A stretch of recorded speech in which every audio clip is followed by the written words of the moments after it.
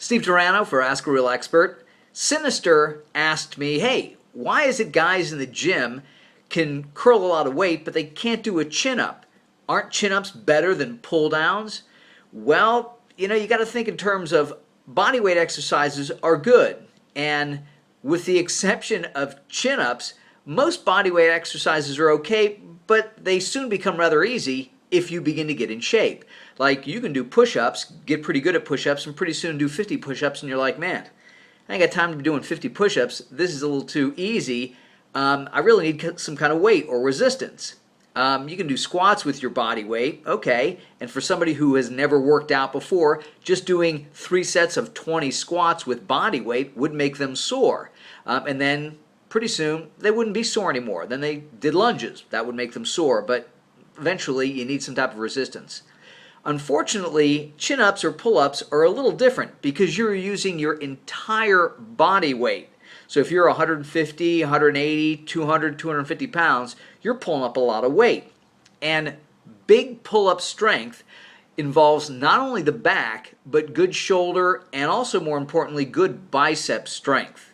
So when I see guys in the gym, I even see women in the gym trying to do pull-ups. If you don't have big strength to do pull-ups, it's not going to be very effective because you're not going to be able to get many reps. And actually, it could be kind of dangerous because you don't want to fall, get hurt. And again, it's almost like jumping under weight that's too big for you and you try to bench press for 1 or 2 reps. What's that going to do? It's not a really good workout. Plus, you also run the chance of actually getting some type of carpal tunnel or forearm injury because you're trying to pull up so much weight. A better thing to do is focus on pull-down machines. Much, much better, especially for men or women who are out of shape, who can't pull up their entire body weight. And yeah, they have those machines where you stand on it and it lifts you up and stuff. But again, most of these people are like, wow, I'm doing chin-ups and look at me. But they're not really working that hard. Take that away, they'd be able to get 1, if that. So probably the best thing to do with regards to getting a chin-up or a pull-up or accomplishing that is to increase your back strength and your bicep strength. So that means it's T-bar rows, cable rows, 1-arm dumbbell rows, pull downs using a cable machine. And yes, you lock your hips in and you pull down. That'll increase your back, biceps, and shoulder strength. Also, bicep exercises help. Now, at some point, you got to jump on a chin-up bar or pull-up bar and see what you can do. My suggestion would be warm up first with another exercise like T-bar rows or cable rows, something of that nature, and then try your pull-ups. And again, it's a difficult exercise, so you might get 4 or 5, 5 or 6, 6 or 7, like anything else. You got to work at it. But just starting off with chin-ups or pull-ups, if you can't do them, is not a good thing. You got to get your strength elsewhere and then take that strength and apply it to a chin-up or a pull-up. And I always tell people that's why the Army uses chin-ups or pull-ups, because it separates the men from the boys. It shows people who are really in good shape. Unfortunately, the Army makes you do pull-ups to get better at pull-ups. And you do have to do that. You have to do the act at which you want to get good at. But again, gaining strength in other areas of the gym and then applying that to chin-ups or pull-ups is a great way of doing it. So again, if you don't have a lot of strength, gain your strength through back exercises and chin-up exercises.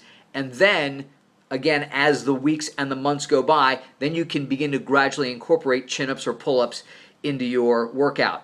There are guys who just don't have that kind of strength. I knew guys who could bench press 500 pounds. But they had trouble curling 45-pound dumbbells and they couldn't do 1 chin-up. They just didn't have that kind of biomechanics for pulling. They were built for pushing. That's just the way they were. So again, these are things you have to take into consideration when you're trying to accomplish an exercise.